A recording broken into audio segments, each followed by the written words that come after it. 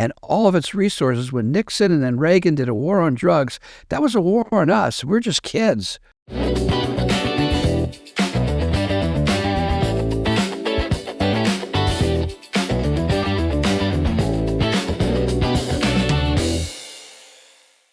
Hi, everybody, and welcome back to Becoming the King of Pot. I'm Todd Denkin, along with my infamous King of Pot cousin, Bruce Perlowin.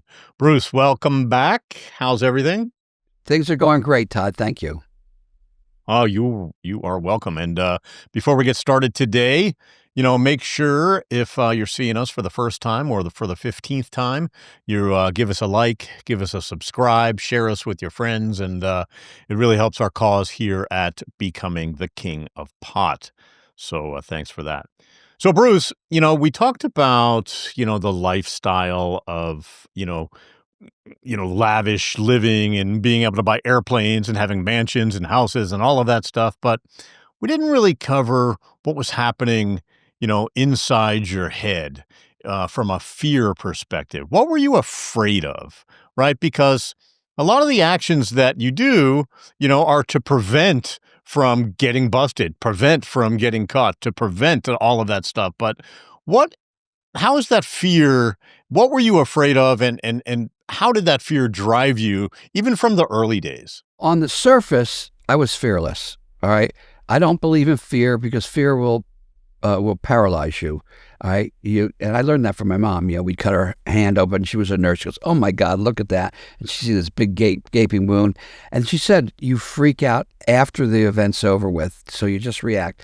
That said, there is an enormous amount of pressure on getting busted. I mean, you're always concerned and reacting to the possibility that they're following you, the possibility that your houses are bugged, that your boats are bugged, that there's an informant that infiltrated you. Right. So let's talk about each of those things, right? So what's it like? The fear of how much do they know? Are they bugging you? What is going on? Because my recollection is Goodfellas.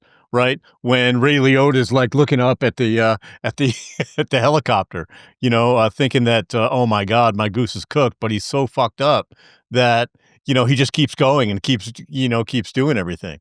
Is it like that, or tell me what it's like? Well, it's sort of like that. What you're doing, every one of our places, we had a guy come by and test them for bugs. You test this, but you sweep it. You sweep all the vehicles, you sweep the trucks, you sweep the stash houses, the places where you collect the money, which is different than the stash house. And are you really diligent about it, does the guy have a routine, or are you telling him, make sure you check everything, or is it sort of nonchalant? No, you're really diligent about it. Yeah. The lifespan of a smuggler like me is 10 to 15 years at the max, 3 to 4 years at the intense, when you build and you build and you build, then all of a sudden you hit it. You have your ascent, your peak, and then your descent. That's a standard thing. Right. At that peak, 3 to 5 years, 3 to 4, 3 to 5 years, you're living with an enormous amount of stress. All right. Now, the stress is constantly there. Is IRS going to come? Am I going to go to jail? If so, for how long? Then there's all these busts. People get busted. We had Corky Bill get busted on the high seas. I got busted for the Jamaican load back in Florida. Right. And meanwhile, before that bust in the Jamaican load in Florida, a fugitive. So, for kidnapping Aubrey, right? Not so much for kidnapping Aubrey. It was, no, because that came later. I was a fugitive from the Jamaican smuggle for years. And then I went and kidnapped Aubrey. Right. As a fugitive. You're already a fugitive, right? So let's get the story straight. Yeah, you're always worried. Right. Is my fake ID going to hold up? Okay, I had what's called a diverter. These are things that are constantly on your mind. What is a diverter? You would, like when Diane, I didn't want her to know where I was, so she would call a house, right, and this house I rented just for this reason, and then that phone was connected to another phone, and that phone would call out to me, to where my other houses were. So they really didn't have the sophistication to go to the house and say, oh, this phone is connected. If she was snitching, they would locate that house, not the house that I really was. And then when I went to call her, I would go to that house and actually call from that house. So these are not normal things, always No, going to. that's not normal thing. So that means that you were very cognizant of covering your tracks, right? And that fear did weigh on you a little bit, it sounds like. It did. It's a subliminal pressure that's always there. The hot sheets. You heard last episode or 2 episodes ago that text used to get us the hot sheets. You're always getting this hot sheet once a month to find out, are my boats on the hot sheet? If any of them are, you either have to make the decision, change the name of the boat, sell the boat, or just get rid of it and never use it again, or put it somewhere that's safe, like it's a radio outpost. You sort of retire it. Yeah. All that is constantly weighing on you. How about the whole crew? Are they doing crazy stuff like buying new Cadillacs or buying new houses with no means of where that income came from? That's a constant worry. Or what about, one of them gets some sort of addiction problem to another drug and then starts babbling and starts telling people what's going on? That's another big concern. Alcohol, cocaine, heroin. A couple of my guys that were heroin addicts. And what about snitches? Were there really many snitches? Did you ever catch a snitch in your organization? No, but I found out that the DEA had infiltrated us. And that's from years and years of stress-related activity where your level of competence drops and you allow a snitch into the organization and talk to you. I remember I was in Florida and they were buying a Luxembourg trust and we were in a hotel room and they said the word, when I gave them the $10,000, they said, count it. Well, you say that when you're recording. All right. And when I walked out of the hotel, I asked Ted Corey, I said, Ted, you think we were being recorded? You think those guys are the police? And he says, yeah, I do. So you're always, and that's a concern. I mean, you can brush it off. Let's talk. Wait. We got to tell this story now. So you're in a hotel room buying a Luxembourg business. What is happening? No, I had Luxembourg trusts and Liechtenstein trusts. I didn't need both of them. So Charlie Brune is introducing me to these undercover cops because he was laundering their money, not just my money, but their money. They were pretending they were big coke dealers. And I got you. So he was also fooled. Yeah, he was fooled, and he wanted me, can you sell him one of your trusts? I said, sure, I'm not using them. I've had them for 5 years. I never used, I used one of them. So in that hotel room, there's 2 of them sitting around talking, and they said, count the money, or they just said, count it. And I said, that's a red flag. So you're always looking for these red flags. In that case, they really were the heat. And but you're, that kind of stress. Okay, we may have been recorded, we may not have been recorded. That always weighs on you. And after years and years of this weight on you, you finally break down and you just had enough and you want to retire.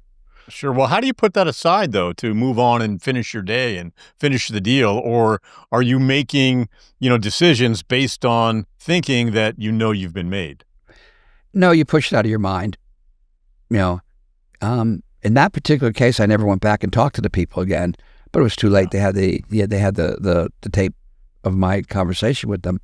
So you don't want to downplay the fact they're always chasing you and you're always trying to get away. It's like catch me if you can. There's no time ever. I mean, at the dock, okay, the dock, the San Rafael Richmond Bridge, where you go over the San Rafael Richmond Bridge to the Richmond side, and on this side there was a gun range on the San Rafael side, and they were stationed at the gun range with binoculars trying to bust us, and you get a sense of that. You get a sense for, you're being watched. Are you being watched? Are you not being watched? There was an RV that would come and park at the beginning of the dock every single night, and every morning they'd leave and go somewhere. So Mark told me about it. I said, well, follow them, see where they're going to. And it just went to some place, I forgot where it went, but it was a man and woman, and we just weren't sure. And so that pressure, that concern is always there.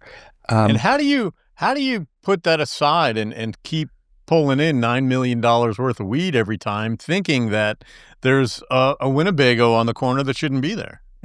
You know? Well, it's almost impossible to catch us. You had a 45-minute window, when the boat got in, and we were the only ones that knew when the boat was coming in. We literally drove the trucks right by that Winnebago one trip.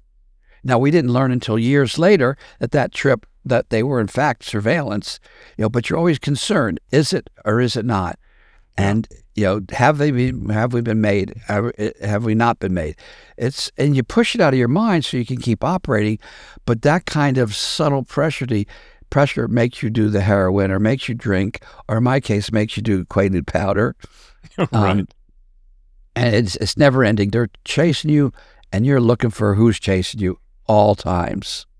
Yeah, and how does that beat you down over the years? You know what I mean? Does it take a physical toll, or is that why you got so into yoga?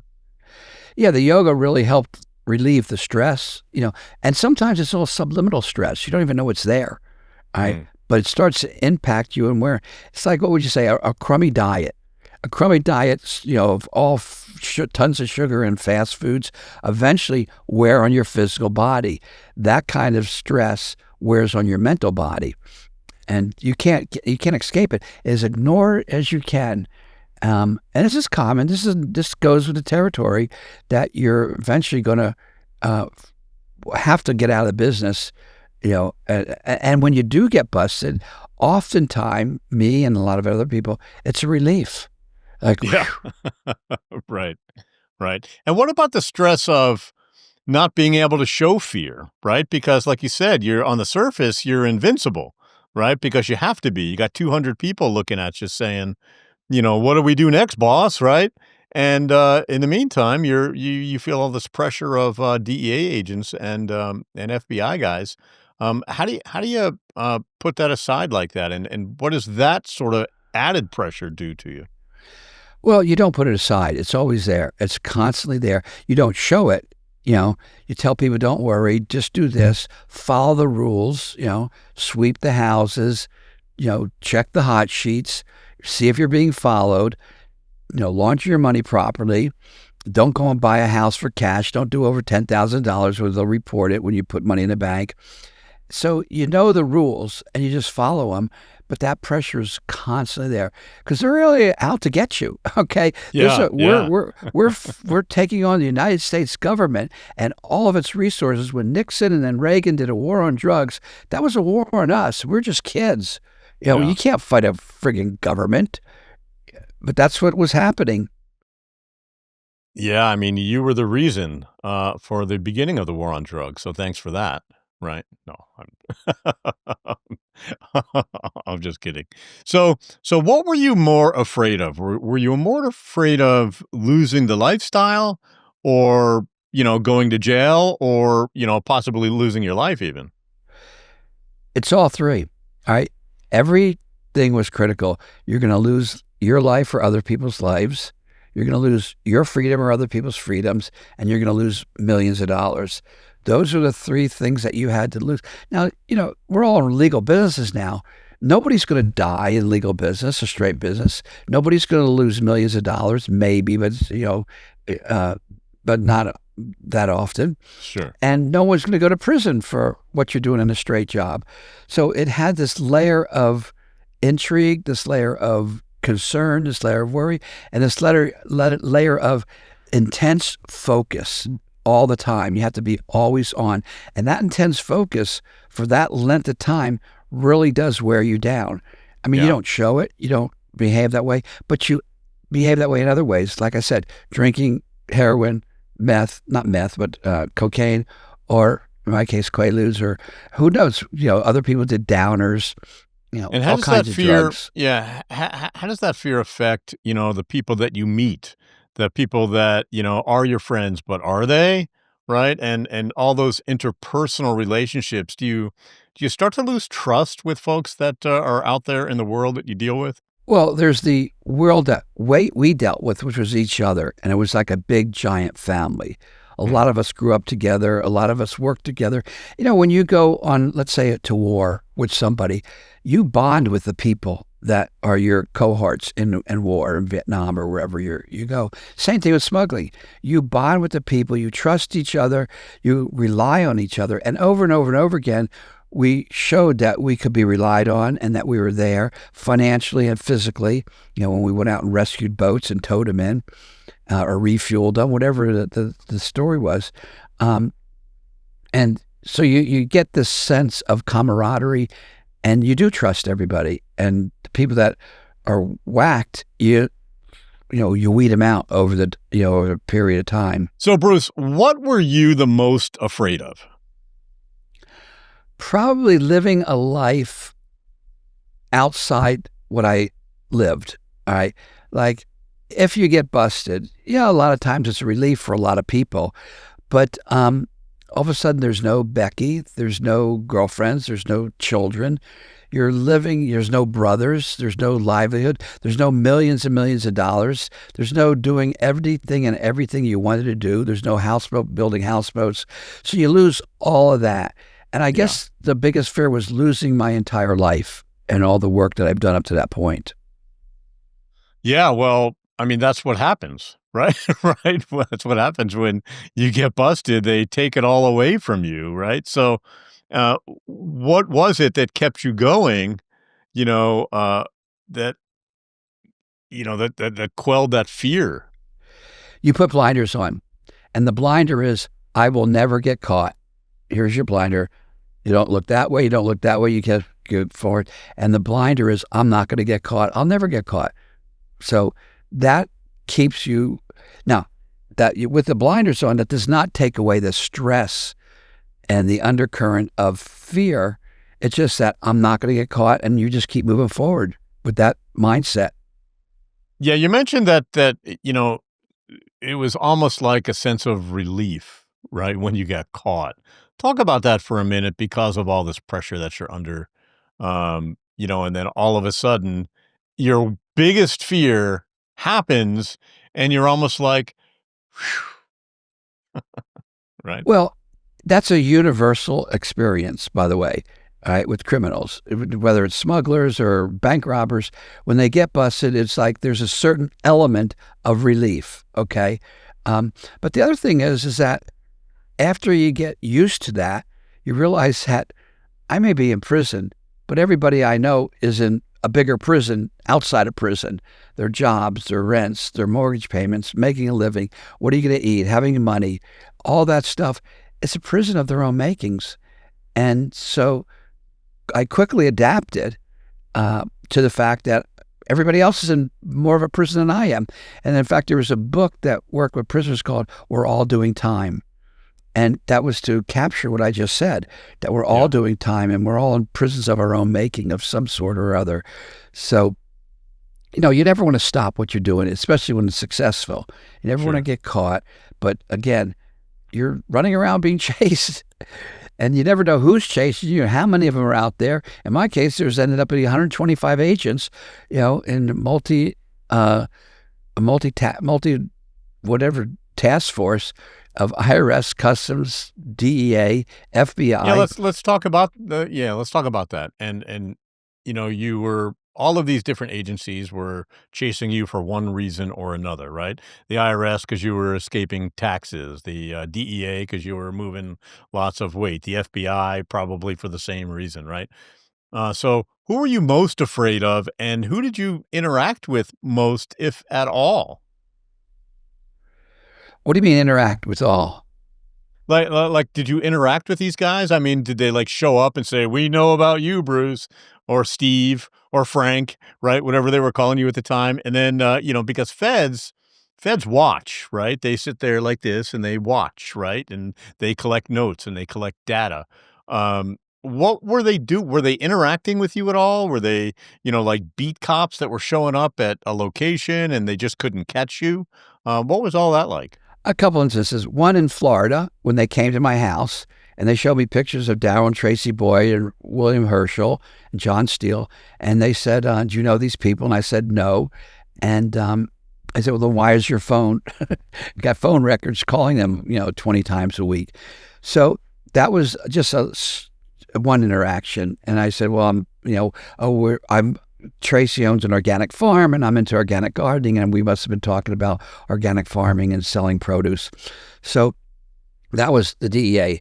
And California, I remember in California, after I got busted in Ukiah, we had to move the motorhome on top of Skyline Boulevard with all the electronic equipment to a motorhome park in Marin County. Thank God we did that, because the DEA or the FBI, somebody came to that house because I was rented in my fake name's name. And so they were asked the landlord who Steve Travis was. So one day I'm pulling up to the motorhome in Marin County, and there's these 6 giant muscular guys, beefed up, muscle bound to the max, out in front of another motorhome, 2 or 3 motorhomes away from mine. And I go, that can't possibly be the FBI. They can't possibly be that, overt, and that's not undercover. That's, nobody could, it's too stupid for them to be that obvious. So I assumed that it was not the FBI or the DEA. In fact, it was the FBI or the DEA. We learned very shortly afterwards when Cecil came over and he walked out of that RV, and all these guys are waiting at the RV at the front door saying, "Are you Pete Bonds?" They want to know if he was Pete Bonds, a different guy that was working with me. So that was the little bit. And then when I sold the Luxembourg Trust, a couple of these guys, Charlie, they had infiltrated Charlie Broom, who laundered my money all over the world. Then he sent them up to Ukiah. They actually came to Ukiah, and they were a little bit scared. We'll have that guy on, all right, because he was up at the house, and he says, we're going down a 4-mile dirt road with no arms, no backup, and they didn't know I was nonviolent and didn't shoot anybody or carry guns. Right. But that was scary. So I was interfacing with him on. They wanted to first. They tried and trade cocaine for marijuana. I said, I don't do that. Then they wanted me to ship them a load of marijuana to Chicago.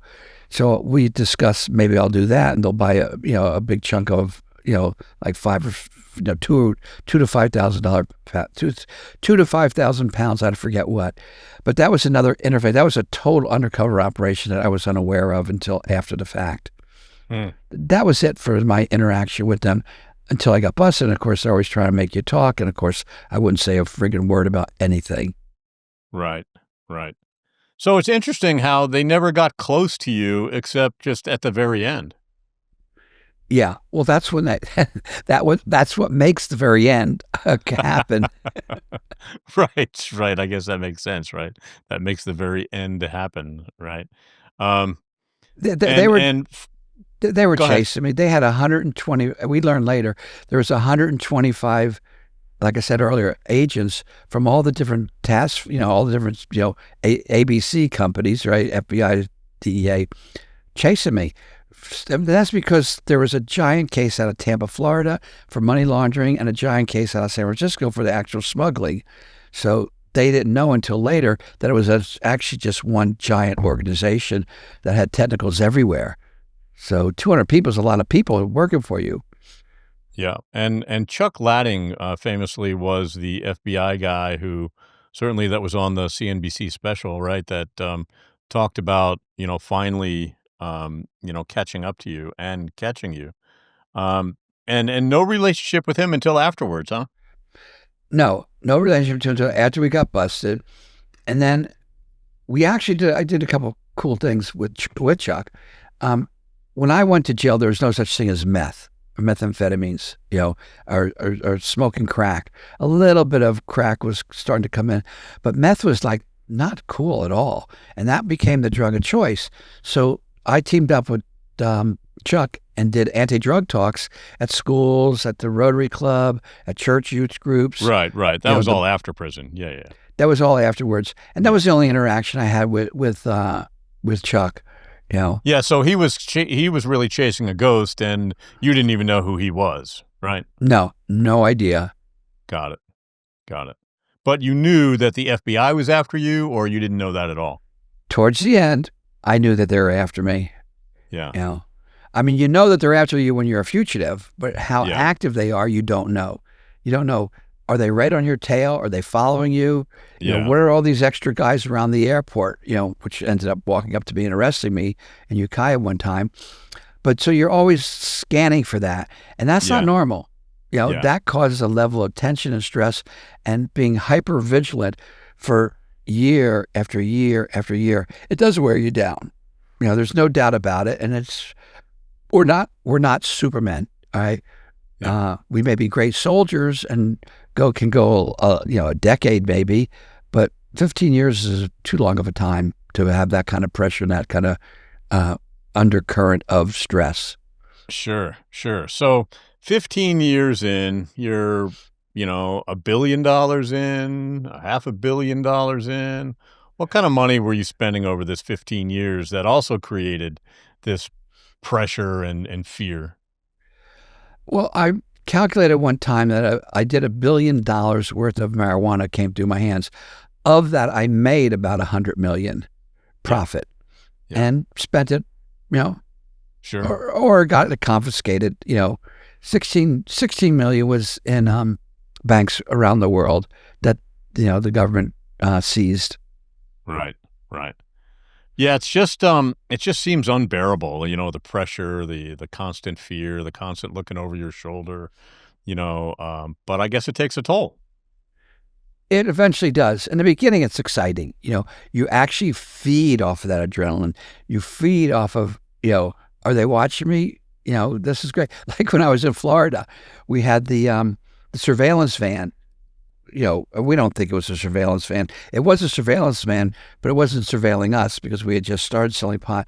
It was the guy who lived there. It was a policeman, and he just drove that home. So we would joke around, say, look, Right. come through the back door and buy your pot through the back door. The front door, we're selling Shackley products. So go around to the back and we'll load you up. And it was a joke. We just joked around and took it very lightly and took it like, hey, catch me if you can. So, but Yeah, again, well, when you're long term, it does weigh it to make a toll. Yeah, it must. And how does that fear and that stress level affect, your decision making on a daily? Well, it makes you super vigilant, super efficient, super effective, and then you have that curve. You're moving up. You're learning all the things to do to deal with that stress and that potential, surveillance. Then you have your peak, which is just everything's normal. And eventually, one of the things that's part of the descent is that all that, your adrenal glands start burning out eventually. We're not, like I said, we're not supermen. We have strong, constitutions. And I say we, meaning all the marijuana smuggling kingpins of the world. But again, none of us can last 15 to 20 years. That's sort of the max before you actually hit what everybody calls burnout. And that does affect your decision making. You make poor decisions. Like, why the heck was I selling a Luxembourg trust? I didn't need the $10,000. I was trying to establish a relationship with another channel of distribution, but bad decision making. Got it.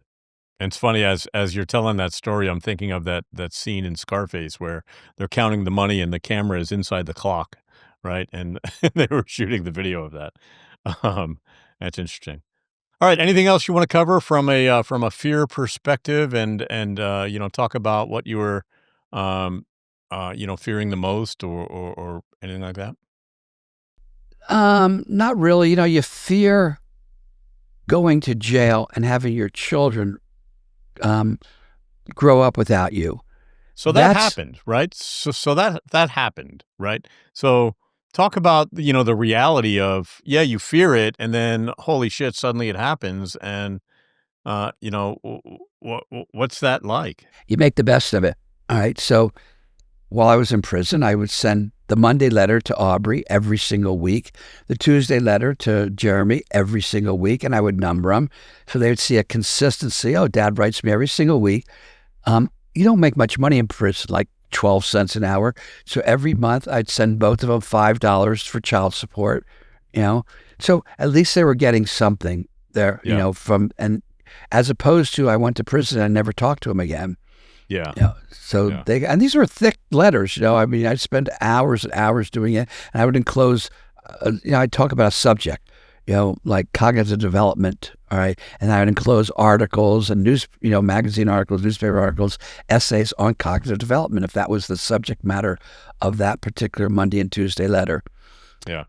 So you're growing up, but I didn't have the right to put 125 fathers in prison with their kids growing up without their father. So, and that's about how many got away, in my group, about 125. Tex being one of them. We interviewed a couple of episodes ago. Yeah. Craig being another one.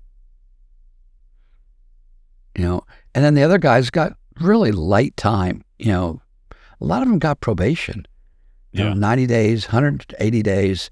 So, and that was because of the whole configuration of the story I weaved and told about taking advantage of desperate fishermen. I didn't take advantage of desperate fishermen. They couldn't wait to do a load. Right. Hell's Angels, Merchant Marines, ex-Marines. These were tough, alpha males.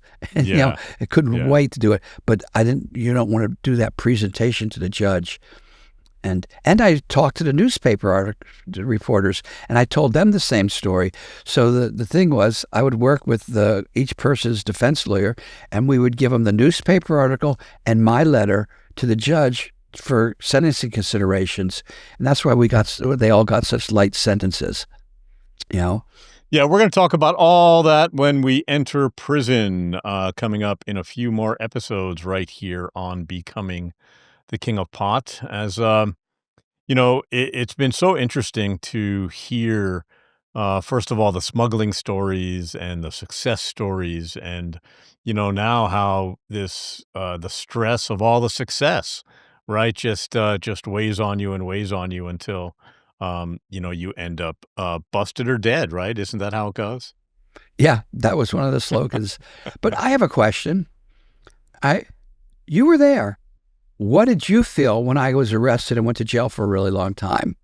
It was really strange, right? Because we didn't really, I say it all the time, we didn't really know about what you did, but we kind of knew, but we didn't really talk about it, right, from a family perspective. And then when I went out there and spent some time in Ukiah and was like, holy shit, all this is true, right? When I finally was able to see it and be in it and touch it and feel it, even though I never saw a bale of weed, I never saw one of your boats, I never did any of that, but I lived at that house for a minute, right? And then when I heard you got busted, I was like, first of all, I was shocked, right? Saying, oh my God, because even the confidence that you exuded when I was there, right? It was like you were cool as a cucumber, right? The nicest guy, the more warmest guy, big heart, always buying stuff, doing stuff, offering to help, everybody around. And, you were just living this sort of hippie lifestyle, but you never had to worry about earning a living because it was obvious that, there was lots of cash around. My initial thought was, who gets the house? Right. My selfish greed kicks in and goes, who gets the house? But I was actually a little shocked because of your confidence and because, like you said, you never think you're going to get caught. I never thought you were going to get caught either. And then there you were. And then you became this sort of folk hero, right? This anti-establishment folk hero who was, doing time. That's how I saw you. Lisa, who was always much different, Lisa, my sister, ever since that article in the Miami Herald of the pot in the bathtub, right? You were just this horrible criminal, until she met you later years, right? But for me, like I said, you were just this folk hero, and I was always trying to figure out what you were doing in prison and trying to get info from Craig and Helen and Leroy. Yeah, it's been a magical life, to say the least. Yeah. Well, this has been yet another fun episode, learning what it is you were afraid of during all those years. So we'll be back next week with more smuggling stories right here and on Becoming the King of Pot. In the meantime, why don't you give us a like and subscribe? It does a lot for our cause here at the podcast here. So, Bruce, thanks a lot for joining us. But I have once one again. request. I have a request. Okay, you can have all a you request. people out there. It would be greatly appreciative for me if you would actually make a relevant comment in all the episodes. We're up with, 16, 17. I'd really love to get the feedback of what people feel about these episodes. And comments do help the YouTube channel, Yeah, they definitely do. Comment away. Yeah, tell us what you're thinking and what you're feeling and what you want to hear more of, because we got lots of stuff to talk about right here on Becoming the King of Pot. I'm Todd Denkin, he's Bruce Perlowin, and he is the King of Pot. We'll see you next time.